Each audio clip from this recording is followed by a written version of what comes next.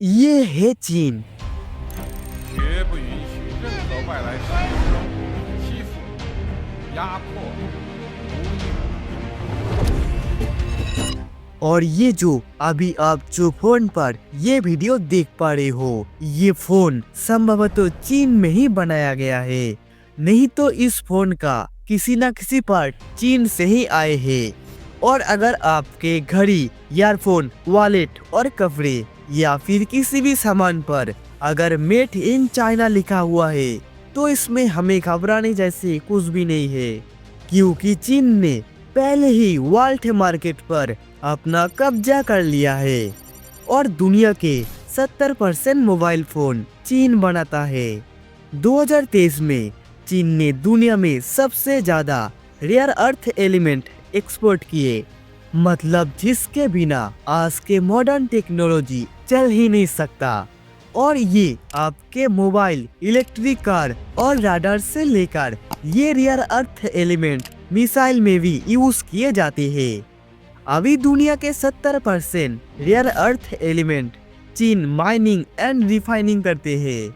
लेकिन ये बस यहाँ तक ही नहीं रुका। दुनिया के 20 से भी ज्यादा देशों के अंदर चीन के इन्वेस्टमेंट से चल रहा है रेल, बंदर और एजुकेशन सिस्टम। आखिर आप सोच रहे हो कि चीन तो अपना ये बिजनेस ही कर रहा है, तो इसमें परेशानी कहाँ है? लेकिन चीन के इतना तेजी से ग्रोथ देखकर हमारी देश भारत से लेकर अमेरिका जैसे पावरफुल देश भी घबराया हुआ है, क्योंकि चीन अभी दुनिया के आर्थिक, टेक्नोलॉजी और पॉलिटिक्स को भी नियंत्रण कर रहा है। और अभी इंडिया का जीडीपी है 4.19 ट्रिलियन US डॉलर और चीन के जीडीपी है 19.23 ट्रिलियन US डॉलर।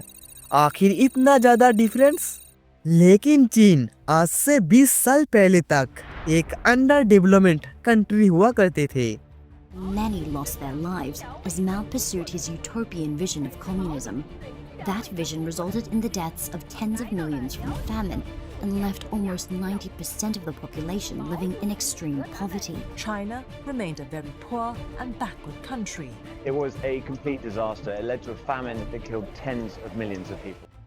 तो फिर चीन इतना तेजी से डेवलपमेंट कैसे हो पाए? और क्या हम एक ऐसी फ्यूचर की तरफ जा रहे हैं जिसमें चीन पूरी दुनिया पर राज करने वाली है? China has upped its military spending. It's expanding its nuclear In arms. terms of sphere of influence, we absolutely know that China wants to be dominant. लेकिन अभी अब जो चीन देख पा रहे हो, ये देश 1945 के पहले तक जापान के अंडर थे और जापान के आर्मी चीन के शहर और गांव को तबाह कर दिए, जिसकी वजह से 3 लाख से भी ज्यादा लोग मारे गए। और अभी जापान के सोल्जर द्वारा चीन के रेल, रोड, ब्रिज और हर तरह के कम्युनिकेशन सिस्टम को तबाह कर दिए। इस तबाही के बीच एक ऐसा इंसान खड़ा हुए जिसने कहा, मैं चीन को बदल दूंगा। और ये इंसान था माओ जेडोंग, एक ऐसा लीडर जो सिर्फ सरकार नहीं बल्कि एक नया चीन बनाना चाहता था। वर्ल्ड वॉर 2 के दौरान जब जापान के सोल्जर चीन को छोड़कर चले गए, तब माओ ने एक गोल सेट किए और माओ का मानना था कि सिर्फ सामरिक शक्ति के दम पर देश कभी आगे नहीं बढ़ सकता और देश को आगे बढ़ने के लिए चाहिए फाइनेंस, इंडस्ट्री और कल्चर। इसी लक्ष्य से माओ ने पूरे चीन पर कम्युनिस्ट रूल लागू किए। इसके बाद आए डेंग सियाओपिंग और ये समझ गए थे दुनिया से अलग रहकर चीन कभी आगे नहीं बढ़ पाएगा। इसीलिए Deng Xiaoping open up China policy launch किए और इसी पॉलिसी के माध्यम से बाहर देश के कंपनी चीन में फैक्ट्री बनाने लगे और ये सारे फैक्ट्री में चीन के हजारों लोग को काम मिलने लगे। गवर्नमेंट ये सारे कंपनी को 3 साल के लिए टैक्स फ्री और सस्ते रेट पर इलेक्ट्रिसिटी भी देने लगे, जिसको देखकर और ज्यादा कंपनी चीन पर फैक्ट्री बनाने लगे। ऐसे करते करते 1990 के दौरान चीन टॉय से लेकर सेमीकंडक्टर तक एक्सपोर्ट करने लगे। लेकिन चीन सिर्फ अपना प्रोडक्ट एक्सपोर्ट ही नहीं कर रहे थे, बल्कि ये एक प्लान किए हुए स्ट्रेटजी है जो दूसरे देश को चीन के ऊपर आत्मनिर्भर बनाता था। चीन के सबसे बड़े हथियार है उनके बेल्ट एंड रोड इनिशिएटिव। 2013 में शी जिनपिंग जब ये प्रोजेक्ट का ऐलान किया, मतलब शॉर्ट में BRI, तो इसको चीन के सबसे बड़े प्लान माने गए और इसका मकसद था एशिया, यूरोप और अफ्रीका तक एक वाणिज्यिक नेटवर्क क्रिएट करना, चाइना को एक ग्लोबल लीडर के तौर पर पेश करना। चाइना के इस विजन ने दुनिया को चौंका दिया। 140 से भी ज्यादा देशों ने इस प्लान पर अपना इंटरेस्ट दिए और कई गरीब कंट्री चाइना से फौरन कर्जा लेने लगे। इसकी सबसे बड़ी मिसाल है अफ्रीका। उदाहरण के लिए केनिया। यहाँ पर नायरोबी से लेकर मोम्बासा तक 72 किलोमीटर रेल लाइन बनाए गए जिसमें खर्च हुए 3.2 बिलियन US$, और इसमें 90% लोन दिए थे BRI। इथियोपिया में एडिस अबाबा से जिबूटी तक चीन के पैसे और टेक्नोलॉजी के मदद से पूरे रेल लाइन बनाए गए। लेकिन BRI का सबसे बड़े प्रॉब्लम है डेट ट्रैप डिप्लोमेसी, यानी चीन ने गरीब कंट्री को इतना ज्यादा लोन दे चुके हैं कि वो उसे कभी वापसी न कर पाए। बदले में वो उनकी जमीन या अहम इंफ्रास्ट्रक्चर को चीन को देने पर मजबूर हो जाए।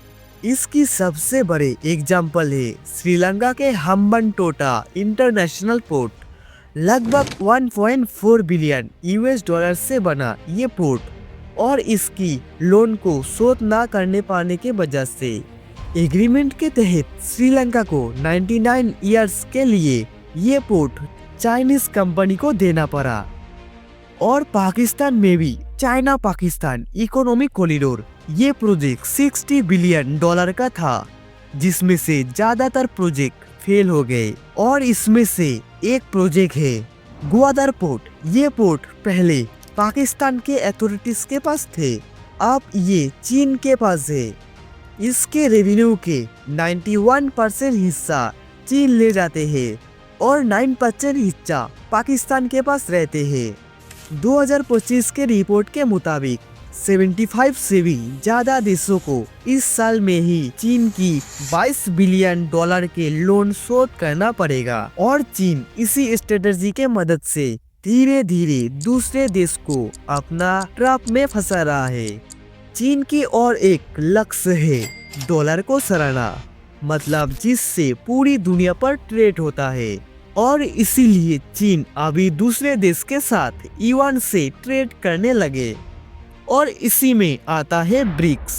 ब्राजील, रशिया, इंडिया, चाइना और साउथ अफ्रीका, ये 5 देश का एक सम्मिलित जोड़ 2023 में ब्रिक्स के मीटिंग पर एक नया करेंसी का प्रस्ताव जारी किए जो आने वाले समय में डॉलर को रिप्लेस कर सकता है। और अभी ब्रिक्स में और भी नए कंट्री ऐड होने लगे और ऐसे ही करते करते चीन क्या एक दिन पूरी दुनिया पर राज करने वाली है? इसमें आप लोगों का क्या ओपिनियन है कमेंट में जरूर बताना। और अगर आपको साजिश टीवी के ये वीडियो पसंद आए तो एक लाइक और सब्सक्राइब करना। मिलती है और एक नए वीडियो में।